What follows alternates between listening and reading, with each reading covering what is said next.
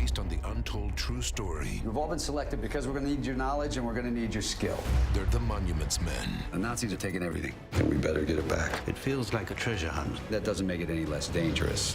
They're not soldiers. I've never shot anyone before. But on February 7th, if Germany falls, they're to destroy everything. It's your responsibility now. They'll become heroes. We have some unfinished business. We gotta go! The Monuments Men, rated PG-13, February 7th.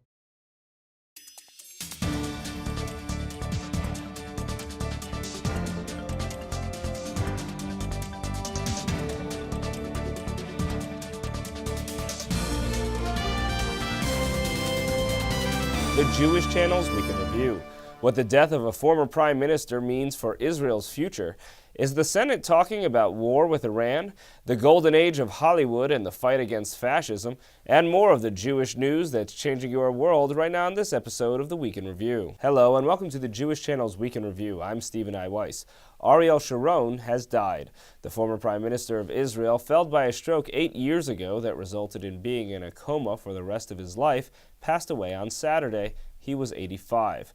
Sharon will almost certainly have been the last of Israel's prime ministers to have come from the generation of those who helped found the Jewish state. He was a paratrooper and officer in Israel's War of Independence in 1948 and continued a military career through the Six-Day War in 1967 and the Yom Kippur War in 1973. Sharon then entered politics and was Minister of Defense by the time of Israel's 1982 war in Lebanon. He served in various ministerial roles in governments run by the Likud party from the late 1970s through the 1990s.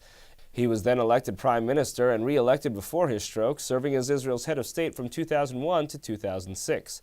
Obituaries of Sharon note these two major facets of his life, as a warrior and then as a prime minister.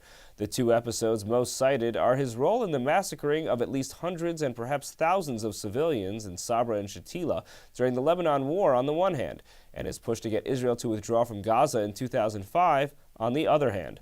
The broader narrative has world leaders and major media outlets referring to Sharon as someone who engaged in what many describe as war crimes to eventually become a man of peace. This narrative predictably upsets a great many on both sides. On one side, there are those who justify Sabra and Shatila and say that Sharon betrayed Israel by withdrawing from Gaza. On another side, there are those who suggest that Sharon should have been prosecuted for Sabra and Shatila and that the withdrawal from Gaza was at best a cynical effort to stonewall the peace process. But the relevant news from Sharon's death after his 8-year coma is that the popular narrative around Sharon is by and large being shaped by those who call him a peacemaker. This provides instruction for us today about what would result from an Israeli prime minister's efforts toward making a peace deal with the Palestinians and the incentives for a prime minister's legacy in doing so. Meantime, an effort to shift a deal that is likely to impact Israel significantly has growing support in the U.S. Senate. The Iranian nuclear development deal struck between Iran and 6 global powers in November is now set to be implemented.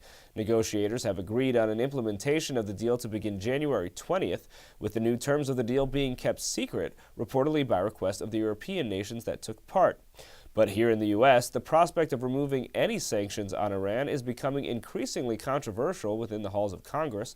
According to various counts by media and advocates, more than half of the Senate is supporting a bill to increase sanctions against Iran rather than loosening them, as the deal negotiated with Iran calls for. There are more than 15 Democratic senators reportedly on board, which would suggest that President Barack Obama does not have the support of more than a quarter of the senators from his own party on this approach. One of the lead sponsors of the bill is himself a Democrat, New Jersey's Robert Menendez. The goal of the bill's lead sponsors is to obtain a veto-proof supermajority of 67 votes. The Obama administration is saying that senators supporting this bill are pushing for war instead of allowing the 6-month program of inspections and nuclear reductions to be tested. A spokesperson for the National Security Council wrote in a statement, quote, "If certain members of Congress want the United States to take military action, they should be upfront with the American public and say so. Otherwise, it's not clear why any member of Congress would support a bill that possibly closes the door on diplomacy and makes it more likely that the United States will have to choose between military options or allowing Iran's nuclear program to proceed." A number of large Jewish organizations are putting much of their weight behind this bill, including AIPAC and the Jewish Federations of North America. Meantime, how you get your Jewish news and information might be changing at least a bit. The Jewish wire service JTA, whose stories occupy much of the space of most Jewish newspapers, is merging with the website My Jewish Learning.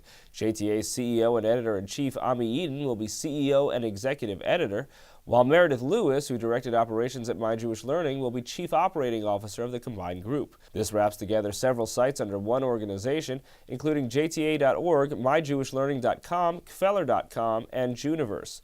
Moving on, the approach that Hollywood took to a burgeoning Nazi regime in the 1930s is the subject of a new book, as Christian Needham reports. Hollywood films of the 1930s were black and white, but when it came to their depictions of Hitler's Nazi regime of the period, things were never so cut and dry.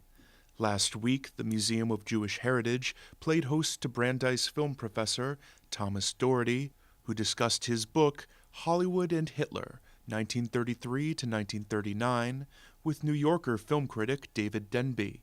In advance of their on-stage discussion, Doherty sat down with the Jewish Channel to talk about his study of the first decade of Hollywood's response to Hitler. Well, everyone seems to know the World War II stuff, and I was curious about how the image of Nazism entered the American imagination in the 1930s, before the Nazis really became the Nazis of our imagination, the Nazis that we know so well from Casablanca to Inglourious Bastards, that motion picture image. The Nazis since during World War II and since World War II are sort of this a universal emblem for absolute evil. But Doherty noted that upon Hitler's ascendancy, Hollywood studios didn't immediately want to break off what had been a profitable relationship with the German film market. What do you do when you're sort of sane, serene, business-like partners that you've had fairly congenial, competitive but congenial relationships with since the end of the First World War? What do you do when they become crazy in 1933 if you're a business? So that was one part of the story, the business angle. But I think in some ways the more intriguing part of the story is, how do those images come into our imagination in the 1930s? Yet it took until the end of the decade for overt Hollywood condemnations of Hitler's regime. There's no explicit anti-Nazi film until Confessions of a Nazi Spy by Warner Brothers in April of 1939. But if you read these films today, and I think even at the time, a lot of people took motion pictures like The Life of Emile Zola, about the French novelist who, about half of that film is about his advocacy in the Dreyfus case. So that's obviously a story about anti-Semitic suppression in France, and need to have a degree in film interpretation to understand that this is really about what's going on in Nazi Germany. Doherty emphasized that point during his stage presentation at the Museum of Jewish Heritage. The word Jew in the 1930s was so often uttered as a slur that many American Jews were sensitive to its use in public discourse. So even on a screen, a theater marquee, a film that might be called The Jew Sus in Europe would be called something like Power in the United States. Okay? So from 34 on, you don't get much imagery. Occasionally you do, and I want to just show you sort of an example of the extremes Hollywood can sometimes go to avoid using the word Jew. David, Albert, I wonder how he ever became a member of the General Staff. Okay. To see more from Thomas Doherty, author of Hollywood and Hitler, 1933 to 1939, please tune into the full broadcast edition of the Week in Review. Thank you, Christian. Jews in Morocco were praying for rain this week at the request of the king. Morocco may be facing drought this year, so King Mohammed VI asked Muslims to pray on Friday and then Jews to pray on Saturday for rains to come. The Jewish communal entity there published a statement saying it, quote, invites worshipers to pray in all the synagogues of the kingdom in hope that God might, quote, spare our country and help His Highness the King. But a fictional story about Jewish life in North Africa is portrayed in a novel due out in March, City of the Sun. Author Juliana Mayo recently stopped by TJC Studios for an interview, and here are the highlights. Now, what your novel explores is a Jewish heritage in a lot of ways that is something that somewhat disappeared and a great many people today are trying to recover, which is that Jewish life in Arab countries before the war. Mm-hmm. And what did you find when you went on that exploration? I found a thriving Jewish community that was living there at the time. They were involved in practically every area of society. They were lawyers, doctors, businessmen. They owned the best and most department stores. They were movie stars, they were politicians. In fact, the chief rabbi of Cairo had been a member of the Senate, and they also helped draft the Egyptian constitution. They were also athletes.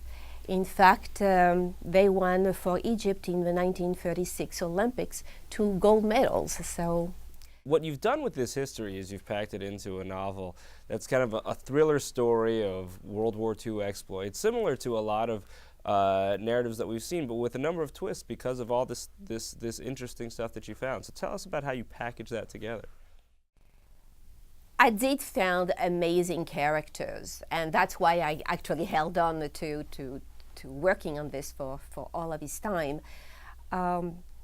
They were, of course, fictional characters, but within my fictional characters, there is an American journalist who goes to Cairo, and he wants to tell the American people about the war in Egypt that's barely covered at the time.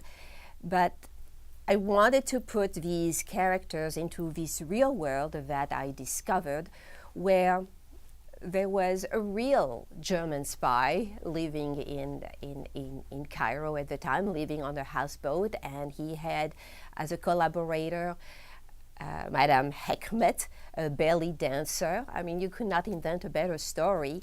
What I wonder is, for you as approaching this as a novelist and approaching this as someone searching for a cultural history and a personal history, how does that change how you reflect upon things today? As I was writing the book, I learned so much about how well the Jews were doing in Egypt, and how respected and tolerated and loved even, that I was just, the idealistic me was just hoping that if even a little bit, it will open up people's mind that anti-Semitism is not that deeply rooted, at least in Egypt, and that peace again and understanding again can happen. That's all for this week. From all of us here at the Jewish Channel, be well. The Jewish Channel is available on cable. Time Warner Cable Channel 528, IO Optimum Channel 505, RCN Channel 268, Bright House Channel 330, Verizon Fios Channel 900, Cox Cable Channel 1, Frontier Communications, and on Comcast in the on-demand menu under Premium Channels. For more information, visit tjctv.com.